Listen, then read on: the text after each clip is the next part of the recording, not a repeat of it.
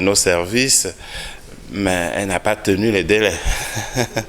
Donc nous n'avons pas pu obtenir la livraison de ce bâtiment parce que la construction en parpaing a d'autres exigences, alors qu'avec le bois, on rassemble en très peu de temps et on a une maison finie. Voilà, j'ai pu dormir dans cette maison comme s'il y a 1 an, 2 ans qu'elle existait déjà. Alors nous voulons promouvoir la maison en bois, d'abord parce que, bon, c'est bien, maintenant nous produisons du ciment. Avant on l'importait, mais construire en bois n'amène pas à supprimer l'utilisation du ciment. Toute la fondation de cette maison a été faite en ciment. Il est possible aussi d'associer les matériaux, le ciment bois, pour faire des maisons pas chères, des maisons décentes également. Mais le plus important, c'est d'abord que nos architectes s'approprient la technologie de construction des maisons en bois, que nous sensibilisions le secteur privé afin qu'il commence à promouvoir ce secteur. Je suis très sûr que par la construction de maisons en bois, nous allons réduire le prix du bâtiment dans notre pays. Nous ne demandons pas que toutes les maisons soient totalement en bois. Comme il est prévu, développer des centres de formation au métier de la forêt et du bois où nous allons former des jeunes gens qui vont vraiment apprendre le travail du bois, le travail fini du bois, pour donner le goût aux clients de consommer le bois à la place d'autres matériaux. Tout compte fait, le séjour du ministre en charge des forêts et de ses agents s'est bien déroulé à Sibiti, vivement 2015 à Ouesso, dans le département de la Songa, avec de nouveaux challenges à relever.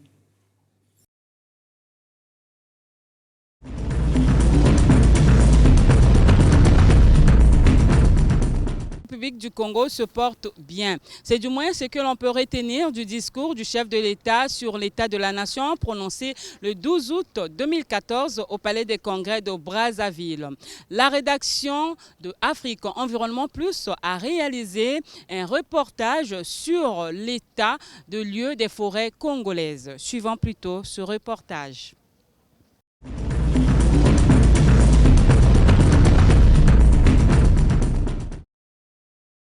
La République du Congo est située à cheval sur l'équateur. Cette position fait de ce pays une vaste région forestière. La forêt occupe près de 70% du territoire national. La République du Congo fait partie des pays africains qui gèrent bien ces forêts avec des nouvelles méthodes qu'elle emploie en vue d'une gestion durable de ces forêts. Pour que notre volonté et nos engagements de protection de notre environnement ne soient jamais en défaut, nous imposons pour nos forêts une gestion rigoureusement rationnelle. C'est dans ce cadre que 76% de la superficie totale attribuée à l'exploitation forestière sont sous aménagement. Cette année, le pays a connu une augmentation dans la gestion forestière. L'exploitation forestière, une autre activité de diversification, a enregistré une augmentation de l'ordre de 2 millions de mètres cubes de bois.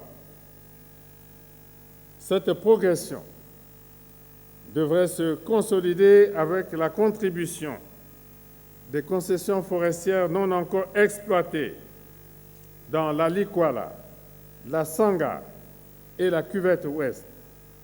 Les forêts congolaises sont gérées rationnellement. Sur la trentaine des concessions forestières que compte la République du Congo, 20 sont en cours d'aménagement, 9 concessions sont aménagées et 4 sont certifiées. Il faut ajouter à cela la concession certifiée par le FSI, un organisme qui gère les forêts. C'est l'unité forestière d'aménagement de Gombe dans le département de la Songa. Cette UFA est la plus grande concession forestière du Congo avec 1 200 000 hectares. La certification de cette UFA a été suspendue, mais grâce à l'intervention du gouvernement congolais auprès de FSI, le 14 août dernier, ce certificat a été réhabilité. Le Congo compte donc à son actif 5 unités forestières d'aménagement certifiées. L'aménagement forestier, c'est un outil de planification à moyen ou long terme visant à la prise en charge par l'homme de l'évolution d'une forêt. Dont le but essentiel est la production soutenue des biens et services sans pour autant compromettre à leur productivité future. La concession certifiée, c'est une concession dont les produits issus de cette forêt ont une valeur ajoutée. Mais avant tout que cette forêt soit certifiée, il faut que ça soit une forêt aménagée. On doit d'abord aménager la forêt. Ça veut dire que la forêt est dotée d'un plan d'aménagement. Et par la suite, le processus de certification s'engage. En ce moment-là, lorsque les certificateurs ont donné le quitus pour la certification de la concession, l'avantage donc, c'est quoi? C'est que les produits qui sont issus de cette forêt ou de cette concession aménagée ont une valeur ajoutée. Donc à l'exportation? Non, à l'exportation, puisque sur le plan international, lorsque ce produit est placé, ce produit a un avantage particulier dans son écoulement. Parce que les acheteurs veulent avoir des produits qui sont certifiés, qui sont légaux, voilà, des produits qui sont légaux, donc issus des concessions certifiées. Les certificateurs, ils sont nombreux, mais nous avons pour le cas précis de notre pays, nous avons les standards les plus exigeants. Donc c'est le FSC, c'est le Forest Ship Century Council. Voilà, donc c'est ce certificat qui sont délivrés pour nos concessions dans le cas de notre pays. Le secteur forestier congolais constitue le deuxième maillon de l'économie congolaise après le pétrole. La forêt est à ce titre pourvoyeuse d'emplois après la fonction publique.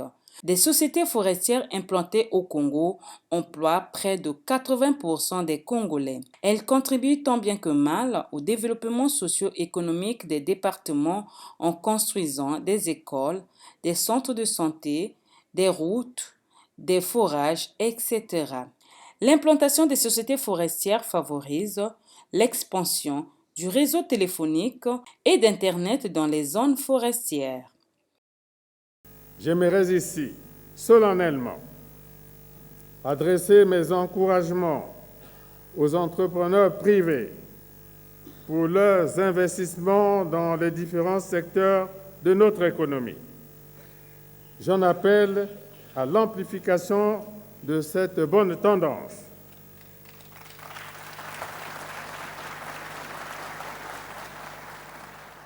La République du Congo fait des progrès dans la gestion forestière à tel point que le déboisement est quasi absent au Congo.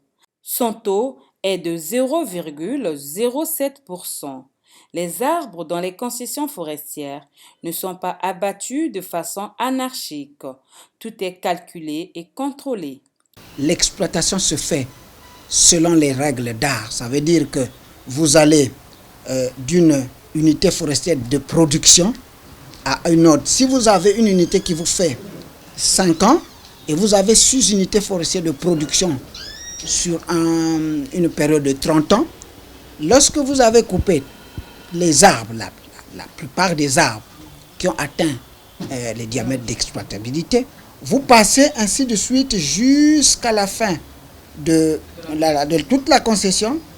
Mais 30 ans après, on fait une révision de ce plan et vous constatez que là où l'exploitation avait commencé, les plus petits arbres qu'on a laissés, c'est-à-dire qui sont en dessous du diamètre d'exploitabilité, ont atteint le diamètre d'exploitabilité et l'exploitation recommence. Nous sommes fixés un objectif, de telle sorte que les forêts soient gérées de façon durable.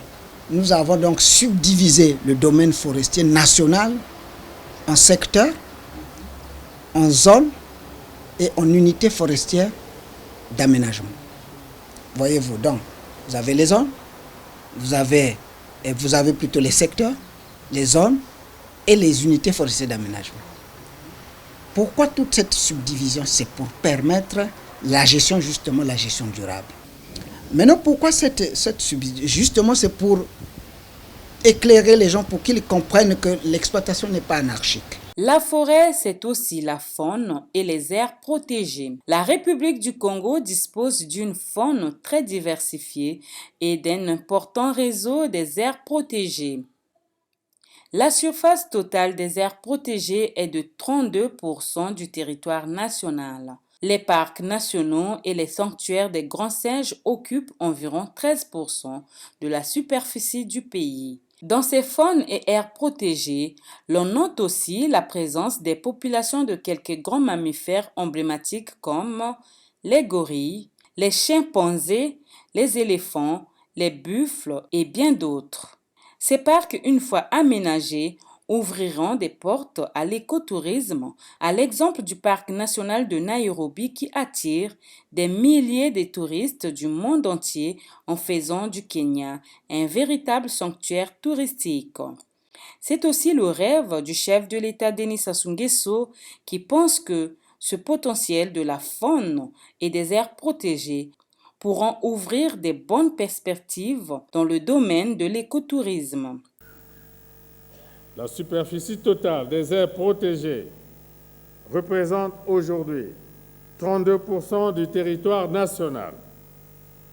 Les réserves naturelles, les parcs nationaux et les sanctuaires des grands singes couvrent plus de 13% de ce même territoire.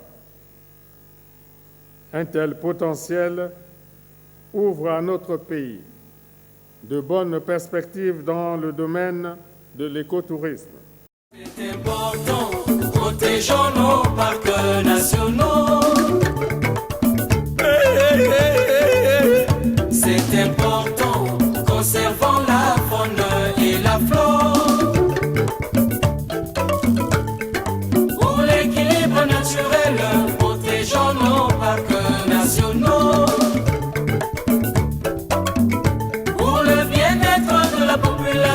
Conservons la faune et la flore.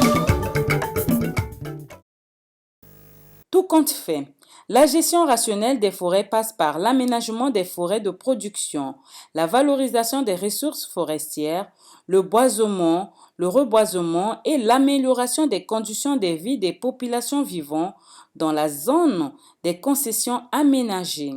C'est du moins ce que nous avons constaté dans la gestion forestière congolaise. Le secteur forestier, deuxième ressource du pays, s'ingère véritablement dans le développement du pays en offrant de l'emploi aux Congolais par le biais de la trentaine des sociétés forestières implantées dans tout le pays, du nord au sud, de l'est à l'ouest.